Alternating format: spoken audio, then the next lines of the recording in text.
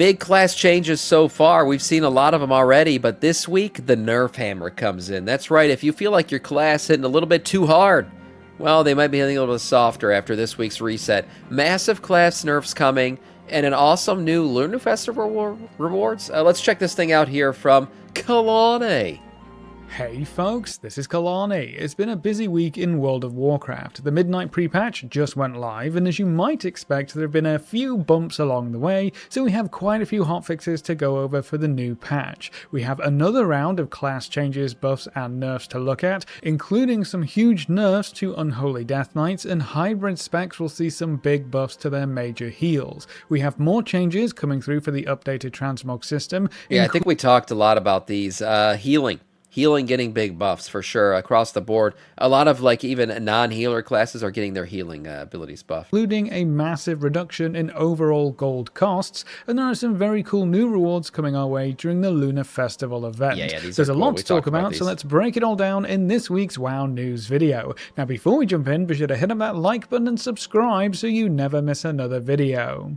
To kick things off this week, we have quite a lot of hotfixes for the live game, including some huge nerfs for Unholy Death Knights, some significant changes to the Mage Tower challenges, and a handful of other bug fixes. For the Unholy nerfs, Rider of the Apocalypse Horseman damage has been reduced by 50%, Trollbane's Icy Fury damage is up 100%, Lesser Ghoul and Pet Ghoul Sweeping Claw main target damage was reduced by 50%, Lesser Ghoul Unholy and Pet Ghoul melee pumping. damage was reduced by 50%, Death Coil saw a 30% damage nerf, Scourge Strike damage is down 30%, Infected Claws caught a 50% damage nerf, and Putrefy main target damage is down 30%. Damn. Morbidity now increases the damage taken by 1% per disease on the target, down from 2%. Raise Abomination disease cloud effect was reduced down to 10%. Epidemic damage was buffed up by 25%. And then Clawing Shadows chain damage penalty was reduced to 15%, down from 20%. I think Unholy will still be okay even after all these nerfs. I mean, I saw an Unholy DK in one of our groups doing like a 50% more damage than everyone else, like by a long shot.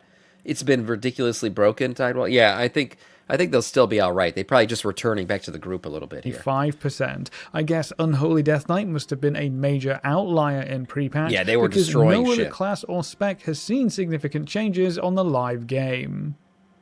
If you're curious about the other hotfixes this week, the Mage Tower must have been a touch easy for the first few days of the patch because almost every challenge is seeing some form of buff. So for Closing the Eye, an impossible foe, and the God Queen's Fury, all enemy health has been increased by 20 or 15%. For Fell Totem's Fall, enemy health will be increased by 20% except for... Yeah, I already completed Mage Tower because I'm highly skilled. But yeah, if you missed your chance, you missed it.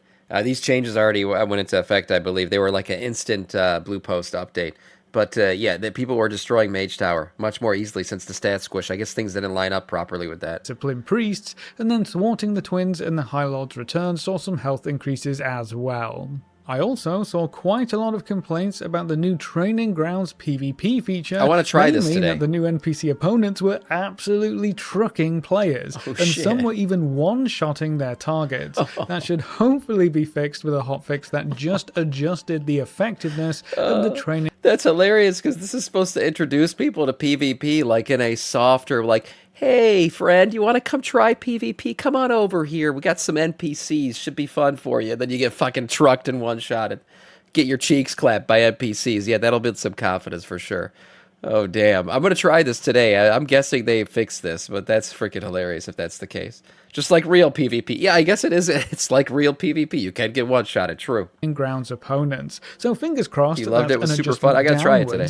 And no, you won't get one shot if you hop into what is supposed to be some easy NPC-based PvP. All of these updates are hotfixes, so they should be in the live game already. I imagine we'll see many more updates as more bugs and issues in pre-patch are found and then squashed.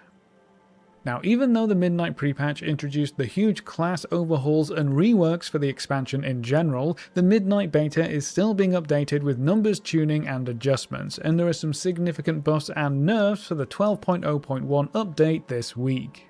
For Death Knights, Unholy will see even more adjustments. Necromancer's Cunning Explosion damage will see a 100% buff. Virulent Plague damage is up 15%. Clawing Shadows now reduces the damage of each subsequent chain of Scourge Strike by 20%, down from 25%. And Super Strain now causes Dread Plague to deal 75% of its damage to a nearby enemy, up from 50%.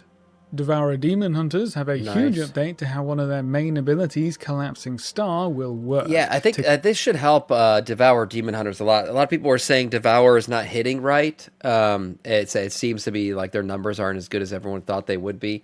This ability itself, Collapsing Star, was causing issues, especially if you try to start casting it. You lose all your resources and the group starts moving and then you're done. So a typical caster problem, but I think now on the back end, at least you'll keep the resources if you cut the cast off.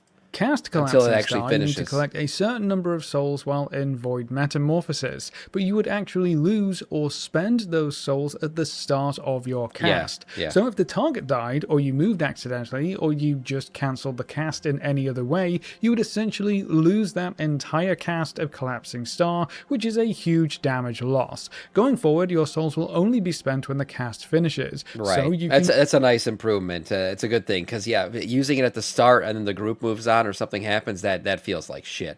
Also, you're from Michigan? Yeah, I am. I'm from Michigan, yeah. You're from Wisconsin. Okay, so we're both buried in snow now. Nice. Cancel it to move, or freezing use it cold again snow if your target dies before the cast goes off. But Collapsing Star will now have a 5-second cooldown to prevent potential abuse of the slower Fury Drain during the Collapsing Star cast.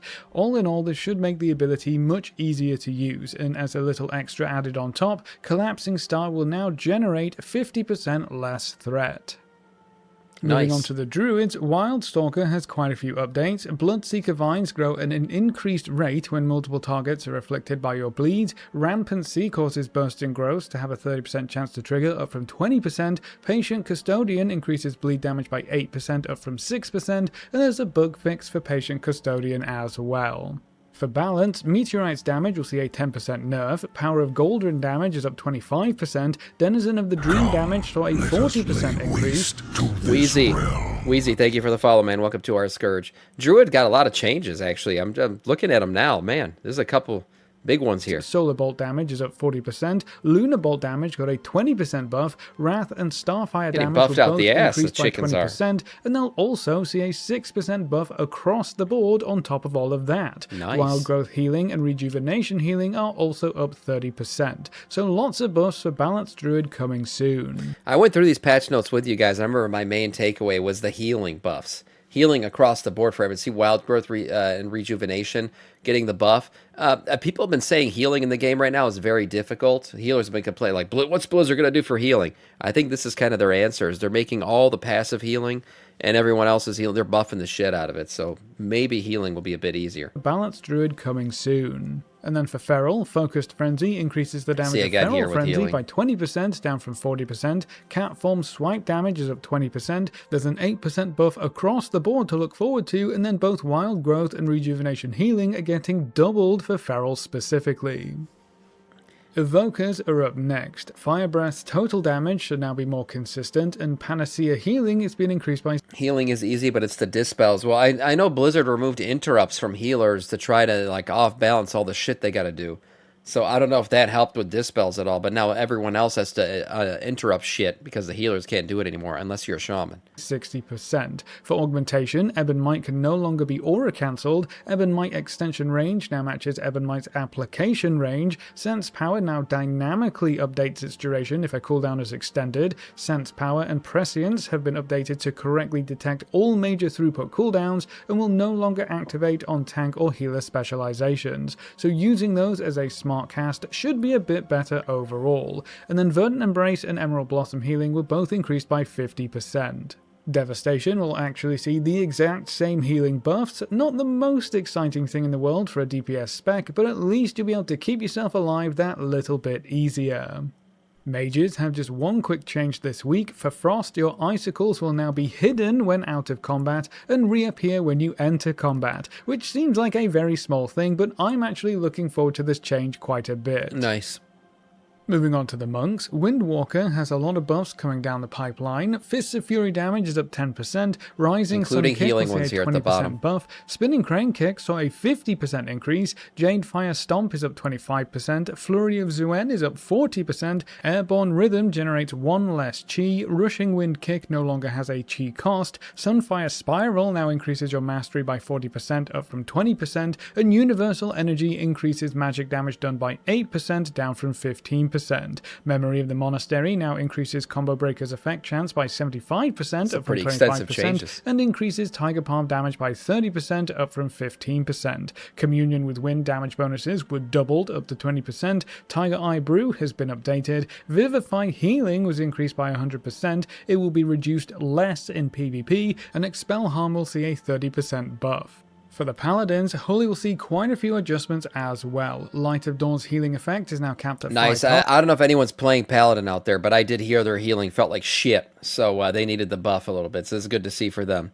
Was living in Henderson, Nevada. I lived in Tampa, Florida. I was born and raised there, so I heard Florida didn't want to participate in winter this weekend. Nice for them. Targets, but its healing was increased by 10%. Liberation now causes 12% of Word of Glory and Light of Dawn's healing to be transferred into damage. Beacon of the Savior now functions with Commanding Light. Beacon of the Lightbringer and Moment of Holy Compassion. Light healing, 25%. Hammer of Wrath's mana cost is now the same as Judgment. Hammer and Anvil healing is now increased by your mastery, but its base healing was reduced by 30%. Holy Light will see a 25% buff. Divine Resonance was added to the cooldown manager, and Divine Resonance now correctly activates from Holy Bulwark and Sacred Weapon. For Retribution, Flash of Light healing was increased by 85%, Word of Glory healing is up 100%, Haste now correctly reduces the global cooldown after Templar Strike or Templar Slash, and there are a couple of bug fixes as well. Priests are up next. For Discipline, Atonement will now heal for 45% of damage done, down from 50%. Searing Light was reduced to 20% of Penance damage. Shadow Fiend Chance was increased to 100%, up from 40%. Twin Sight Penance no longer applies Atonement to allies. Holy Ray can no longer be chained between multiple Penance casts. Shadow Mend healing was buffed by 45%. I gotta say one thing about Discipline Priests, because he's talking about him right now. I have a newfound respect for Discipline Priests in PvP. You guys saw at the end of the season, remember I was just blasting through PvP like that whole last week. I didn't PvP in the longest time. Discipline Priests in PvP are like freaking immortal. My God, if you play a Discipline Priest right in PvP, you're a freaking tank. They're unbelievable. Borrowed Time and Harsh Discipline have swapped locations, and Borrowed Time was buffed up to 5 and 10% haste, up from 4 and 8%. And then Shadow has a few increases to their heals. Flash heal is up 70%, and Power Word Shield was buffed by 50%. For the rogues, Fatebound saw a couple of changes. Fate Intertwined was nerfed for both Assassination and Outlaw, down to 5% for Assassination and down to 6% for Outlaw, and then for Assassination, Fatebound coin damage was increased by 10%. For Assassination specifically, they'll see a 10% damage boost across the board, so that's going to be quite exciting when it comes through, though Caustic Spatter was nerfed to splash 15% of your nature damage to nearby enemies, down from 35%. Nice. And then for Outlaw, they'll see a 15% damage boost across the board for all abilities, which is always nice to see. Blade Flurry was knocked down to 25% of damage dealt. Menacing Rush increases Adrenaline Rush's damage bonus by 20%, up from 15%. Heightened Rush increases Adrenaline Rush's duration by 4 seconds. I heard Outlaw was shit, so the 15% buff across the board for all their damage should be a nice one, a welcomed one for all you Outlaw rogues out there. Up from 3. The Midnight Season 1 2-set bonus was updated, and there's a bug fix for Precision Shots tooltip. Moving on to the Shamans, both Elemental and Enhancement will see a 130% buff for Healing Surge, a 50% buff to Healing Stream Totem, and Earth Shield healing was increased by 50% too. So no damage bonuses this week, but at least you'll be able to kick out some decent heals in a pinch. For the Warlocks, Affliction's Haunt duration was increased up to 18 seconds, and only one application of Haunt can be active at a time. Demonology has a quick bug fix, and Destruction's Apex talents have been updated. And then last but not least, we come to the Warriors. Colossus will see some updates to Demolish. Colossal Might now increases the damage of your next Demolish by 5% per stack, down from 10% per stack, but Demolish's baseline damage will be increased by 33%. The goal here is to make sure Demolish feels good to push, even if you're on low stacks of Colossal Might. For arms specifically, your Apex talents will give you a higher chance to upgrade your Slam to Heroic Strike. Heroic Strike reduces the cooldown of Colossus Smash by 2 seconds, down from 5. Master Tactician now increases Tactician's chance to trigger by 5%, down from 10%. And Battle Lord now also reduces the rage cost of your next Heroic Strike by 33%. And then Fury's Season 1 4-set bonus was buffed slightly. Yep. That's it for this week's round of class changes, buffs, and nerfs, and now that you've had a little bit to play around with the Midnight class overhauls, most of these changes will actually start to make sense now. These specific updates are for the 12.01 Midnight launch patch, so we'll have to wait until March to see these adjustments come through to the live game. Right. Now, in other news, there are a couple of updates coming for the new Transmog system that was introduced in the Midnight pre-patch. Yes, we know this. To start with, you may have noticed that Legion artifact appearances have become a bit more strict with what they can be applied to. You can now only use an artifact transmog with a compatible weapon category now. That's something the dev team are aware of, and it seems to be due to the new system. So in the next update, 12.01, which will go live with the actual Midnight expansion launch, those restrictions should be lifted at least a bit more, whereas the transmog system... I had no idea about this. That's interesting. Okay, so I guess they're going to... That's unintentional, though. They're going to fix it. Sam, you doing any raid today? Maybe. Yeah, we're going to do Mythic raid, maybe. I'll try to form up a group. We'll see what happens. Settles in and gets a few more updates. Something else to look forward to is a free transmog application. When the pre-patch went live, your gear was untransmogged as part of the swap over from gear-based transmog to slot-based transmog. That's all fine and dandy, but it does mean to get back to where you were before the patch, you'll have to spend some of your hard-earned gold. The dev team aren't totally happy with that, so they'll be giving everyone one free transmog to make up for that particular little snag. This free transmog was originally slated for the 12.01 update as well, but they're working on getting that delivered a little bit earlier via a hotfix, so stay tuned for that. It might also be worth holding off on setting up all of your transmog outfits. The dev team announced that they are going to lower all outfit creation prices by 50% to bring them more in line with the transmog prices from before pre-patch. So that's going to save you a whole bunch of gold if you want to set up multiple outfits to play around with the situations feature specifically. This cost reduction should go live very soon, so keep an eye on the hotfix blue posts. It's live. It's live already. Yep, that's right. And the good thing is, like, over time, it does actually save you money because you're not retransmogging your slots. Every time you put a piece of gear in, it's automatically T-mogged. So this system is now a money saver. When this thing first came out, if you remember, it was a money loser. Like, this thing was going to be a gold sink. So it's a good fix. That's where you'll see when these new transmog prices go into effect. And then if the Trial of Style event is something you usually enjoy taking part in, it's worth noting the dev team have said that during that event, we'll have a special Trial of Style outfit slot that can be worn inside and outside of the competition, and all transmog changes or updates made to that specific outfit slot are going to be completely free. Nice. Once the event ends, the outfit slot will be removed, so you don't have to worry about forking over a whole mountain of gold to change things around again and again when the Trial of Style event rolls into town. And then to round out this week's video, Wowhead has data mined some upcoming Lunar Festival themed rewards, including new mounts, transmog, toys, decor, and pets. Starting with the mounts, we have these very cool celestial horses. Dragon horses. There's a golden one and a blue one, and both have some interesting lightning effects around them. They kind of look like a horse with a dragon head and scales, and I think they look very interesting. There's also a new pet, the auspicious Pixiu, which is a golden Mists of Pandaria style dog lion thing. It's very shiny indeed. We have a new transmog ensemble to collect, the Scorching Conqueror set. This looks very cool with fiery themes throughout. The headpiece has burning feathers, there are crystals and stone teeth looking things on the shoulders, and a cracked lava visual through the chest, hand. Why the NPC gotta be bald, man? Why's it gotta be bald? It's like everywhere I look, this shit follows me. And legs. It looks like this set will also have an eye effect tied to it, which is always a nice addition.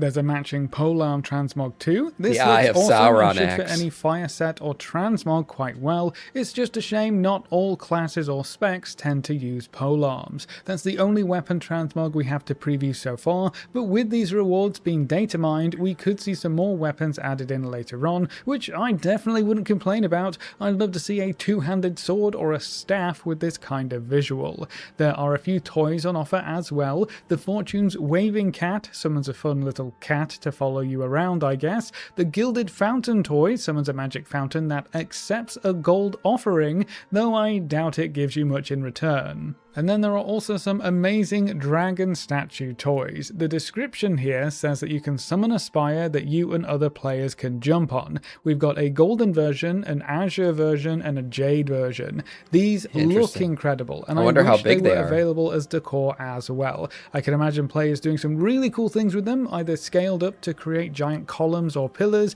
or even scaled all the way down to create little table decor. I guess we'll have to wait and see how this one works, but I'll be honest, I'm going to be quite disappointed if we don't get these as decor options too. Then there's some housing decor to pick up as well, including an aquarium, a cradle, some pillow rolls, a privacy screen, an ornate vanity, teacups, teapots, tea trays, a tea set, and some plant decor. So nice. We've got some very cool new rewards to look forward to. I just hope they aren't all tied to the cash store in one way or another. With all of these rewards being data mined, we're not too sure where they're going to come from just yet. Some are marked as shop purchases, some are tied to promotions, and some just don't have any source noted yet. Hopefully some are trading posts. We'll have to wait and see exactly where these new collectibles come from, but fingers crossed we can earn at least some of them in-game. But that's all of the updates we have so far, so that's it for this week's WoW News video. How do you feel about the Midnight pre-patch from what you've played so far?